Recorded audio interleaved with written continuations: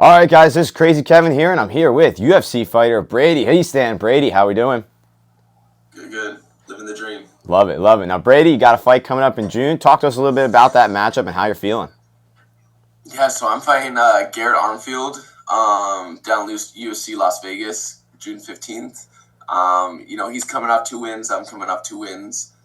He lost his pro debut, but he went up weight class and took a short notice, so you can't really fault him for that.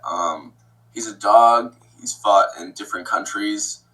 He hasn't, his last fight was against Brad Katona, which, Brad Katona's a tough fight, but he ended up coming out with a close win. I honestly thought he lost, just the fact that he gassed in third and that he got taken down and kind of controlled at the end of every round.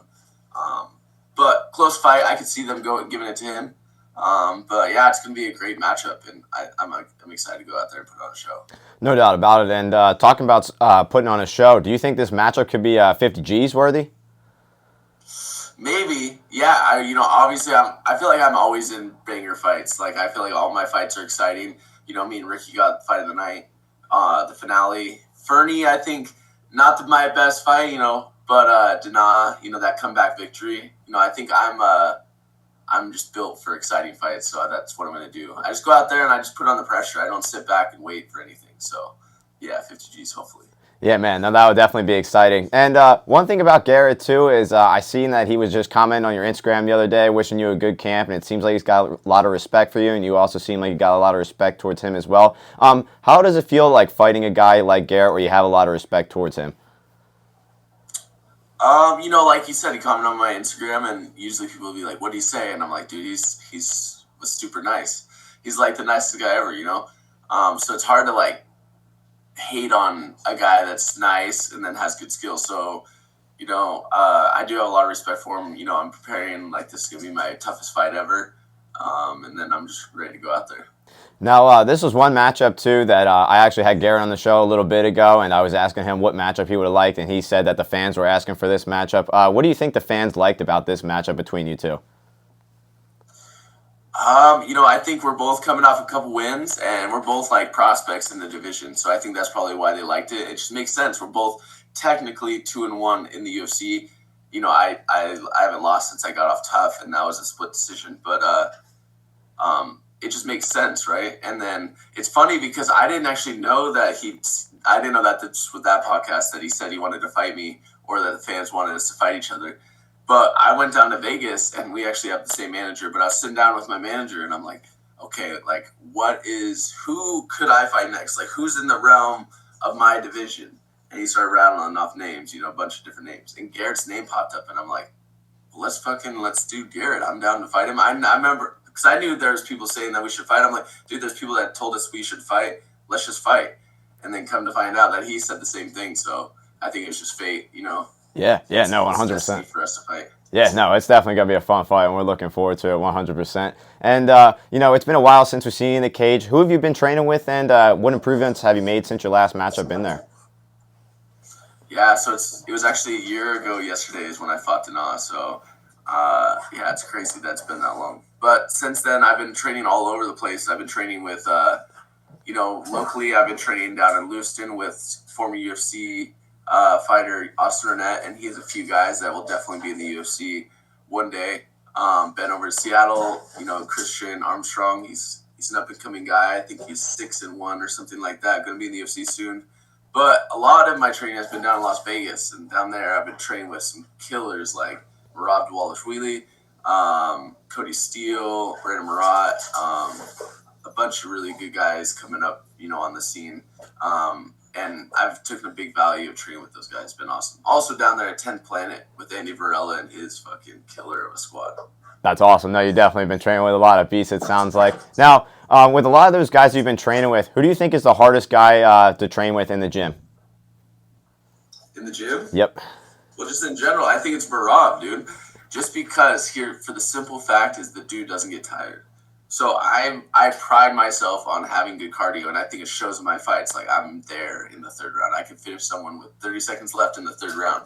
I don't get tired, and Marab's the same way. So when we go, it gets tiring. Like he's just a machine. He just keeps going, keeps going, keeps going, and it's made me a better fighter. No doubt about it. I definitely hear you there. Marab is definitely a problem and potentially a future champ. Now, with you training with Marab, what is something unique he might have taught you about training your cardio in the gym that's maybe helped you as a fighter? Um, just how valuable it is. You can break anybody. Like, I think he's a perfect example. He's fought amazing technicians. He's fought the most skilled guys in the world, and he's not technically like the most skilled. He's not like a world champion kickboxer. He's got good wrestling, but he's not the Olympic champion wrestler. But he weaponizes his cardio and mixing up everything, putting it all together. And that's what we're doing. We're doing mixed martial arts. We're not going out there and we're not going to wrestle. We're not going to go kickbox. So we got to mix it all together.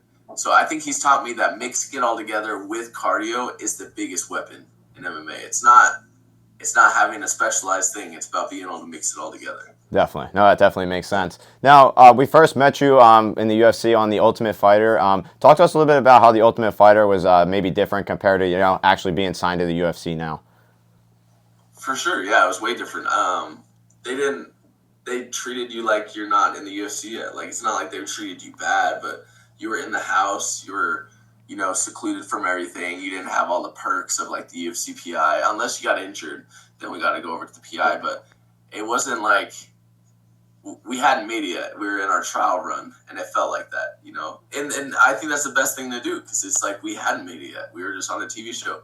They were seeing if we were worth it, and it was pretty cool though, like being a part of the team. Getting to train with Volkanovski, all these super hungry guys. Because I came from a gym where we had some good guys like Mike Chiesa and Julian Pena, amazing athletes, but it was crazy being around a bunch of guys, like my weight, some were a little bit older, but we're all striving for the same thing.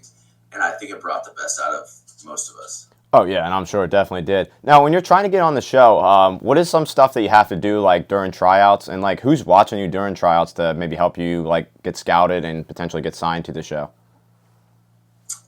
So ours was a little bit different, because it was during COVID, and so we flew down and we were all in quarantine. Like, we went to this hotel and we weren't allowed to leave our hotels except for 2 hours of the day, and that was to go do our own workout in a gym by ourselves. Maybe one other guy was there, or go for a 45-minute run. But other than that, we were literally locked into our hotel rooms because they didn't want us to get COVID while we were getting like all our blood work and all that stuff done. And so I think for that season, they more based on like went on prior performance, like what they saw in fights before and all that different stuff. But it was pretty crazy once we got in, because then they did another tryouts to see which team wanted you. And so they had us like do some grappling. They had us push on the air bike. And Volkanovski and Ortega were all watching this, and then they had us hit mitts and even like spar a little bit, like light sparring. And then they decided to make their picks. So it was pretty surreal experience, like being a part of the whole thing, especially after being in a hotel. While I'm cutting weight, I hadn't made 35 since I was like, literally a kid, 17, and now I'm 21, trying to make it again. So it was pretty nerve-wracking, all over the place, but it worked out. Yeah, no, 100%. Now, when you're on the Ultimate Fighter, is there any like cool behind the scenes stuff that maybe a fan might not know about? Yeah, so there's actually this one time that I don't know why they didn't put this in, but like Brian Battle and Ryder Newman it was like right before our it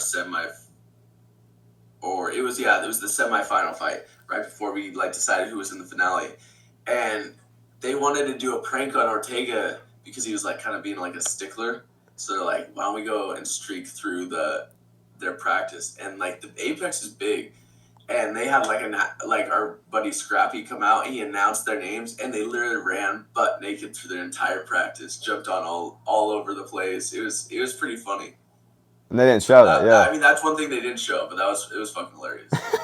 No, that's pretty funny. Now, when you were just mentioning with the tryouts with Ortega and Volkanovski, between the two tryouts that you did, which one did you like doing better, Volk's or Ortega's? I liked Ortega's better for the simple fact that he didn't make us do an air bike push. Because, dude, have you ever done like any workout on an air bike? That stuff sucks. And I do it all the time now because I know it makes me better. But at the time, I had never done an air bike workout. And he's like, do as many calories as you can in 1 minute, which doesn't sound like a lot. But that killed me. And that was was terrible. I hated it. So for enjoying it, I definitely enjoyed Ortega's more because I think he just had to spar and grapple a little bit. That definitely makes sense. That's what I love to do anyways. Yeah, 100%. Now, when you were on the show, you were one of the 7th picks on the team. I mean, did that give you any extra motivation on the show as well, too? Yeah, I was kind of pissed off, because one, I didn't want to be on Volk's team. Not because I didn't think he was good, but I just thought Ortega's style matched up better with me because I'm a grappler and I was long and tall for the division. So I was like, oh, it'd be cool to be on Ortega's team. But I'm actually happy I was on Volk's team in the end of it all because he's the man and he was the best coach I could ever been a part of. But yeah, being the last pick, I was kind of pissed off. I think maybe I was the youngest guy. Maybe I had the least amount of experience. Maybe I came off a little naive. I'm not sure, but it definitely gave me motivation because I was like, I'm gonna prove these motherfuckers wrong. Yeah, no, 100%. And with you fighting now in the UFC, do you believe that you are in the toughest division in the UFC at the moment? 100%. I think we have the most guys.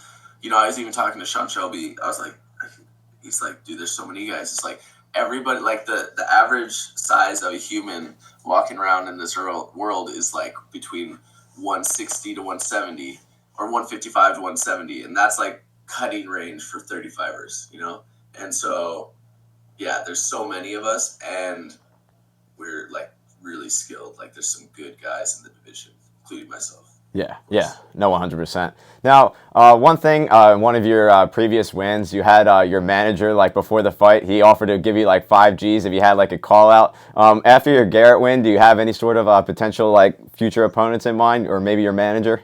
Actually, are you talking about with the skinny bets? Yes. I don't know. I might have like fucked that up for myself. I don't know if I'm allowed to do that anymore. Maybe, hopefully, fingers crossed, they'll give me again. But I don't know. I don't think the UFC was too happy with that one. But we'll see. We'll see. Hopefully, I'll be a little bit more smooth. I think my second time around on the mic, I was a little bit more smooth with it. Right. So I think I can make that happen. But I'm always gonna have someone to call out after my fights. I think that's really important. Mike Chiesa makes sure it's a really important thing for. He always mentions it, so I always have a guy. Plus, I'm always looking at divisions, so that's easy for me. I know who I want to fight, and so, but I'm going to keep it on the down low and keep it a surprise for after the win. Okay. Well, I was looking at a couple guys here. I had a couple guys in mind where I thought could be interesting for you since you put on some exciting fights. I had Raul Rosa, we got Cody Garbrandt, maybe Peyton Talbot, all a couple guys I think may be some exciting young fighters that could potentially be down on your radar. Maybe. What do you think about those matchups? For sure. Yeah, I've heard Raul's name for a while. We're two good grapplers, and we're both coming up, and we're both young. Obviously, he's fucking young. But, yeah, we'll see. I've trained with him a little bit down in Vegas, so we'll see. Hopefully that's a little bit more down the road. He's obviously going to be around for a while, and he's coming up the rankings. Same with me. So I don't think we're going to meet each other anytime soon, but who knows. But, yeah, Talbot looked good in his last fight. That would be a fun one. I don't think he's fought anyone like me, like willing to be in there and then able to wrestle, grapple, and do all that stuff, mix it all together. And then who was the third one you said? Cody Garbrandt. I know he's just coming off a loss though, but who? Cody Garbrandt. Oh, of course.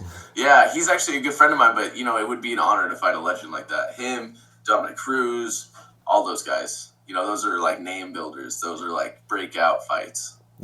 Yeah, no doubt about it. I definitely think they could be some fun fights for you. Now, we were just mentioning that you were in like potentially one of the toughest divisions, and with you being such a young guy, do you ever have any plans in the future of maybe going like up or down a weight class in the future? Yeah, I think one of the things that's like I've noticed is that as I get bigger and as I get older, it's harder to make 35. So, I'm never like set on anything. Obviously, if I'm still able to make 35. I'm winning here. Like I keep winning and I keep winning. So it's hard to want to leave a division that you're dominating. At least I'm dominating my fights in. But if it comes to a day where like my cut is interfering with my performance, then I'm definitely going to move up, which I think might happen when I get a little bit older.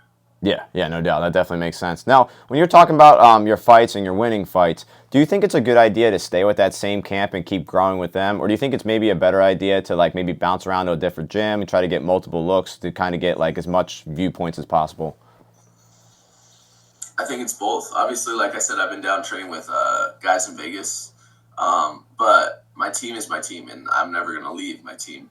Like I got my, my coach Rick Little, my main trade partner Ashton Charlton, Mike Chiesa.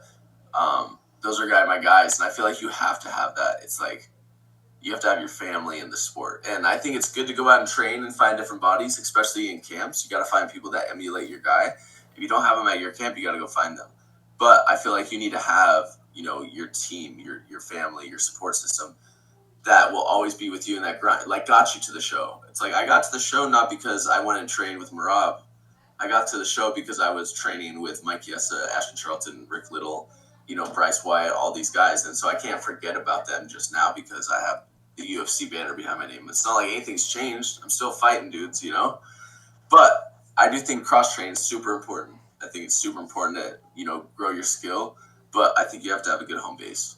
Yeah, no doubt about it. I definitely think that's important to remember the people that helped you when you first started. One question I always like to ask every fighter that I bring on the show is I'm a Taekwondo instructor. I've been teaching for 6 years now, and I've been training for 20 years. So like martial arts is my life, and I love this thing. So with that being said, with all the guys that I have in my gym, what advice would you give to those guys to keep coming into the gym and to keep on getting better and better every single day? I guess just enjoy the journey because it's a long one. Everyone like a fight's a sprint. It's 15 minutes, but like the martial arts journey is a lifetime. It's never ending, and you can always get better, and you can always improve. And the more time you put in, the more work you put in, the more you see out of it. Yeah, no, 100%. I definitely agree. That's a great message. I was actually just saying that to my students the other day. You can always improve, even if it's the same old kick, same old punch. There's always one day you can always make it better. With that being said, Brady, last message out there to the fans that are going to be watching this video. Just tune in June 15th. Me versus Garrett Armfield. We're going to put on a banger. Hopefully I get the finish. That's what I'm shooting for, but we'll see what happens. Yeah, man. And hopefully you get some 50 G's along with it, too. That'd be nice. And, Let's go. Yeah, man. Thank you so much for coming on, Brady. Really appreciate it. And, again, best of luck in your fight coming up in June. Appreciate it, brother. Good talking with you. My man. All right, take care. Have a good rest of your day.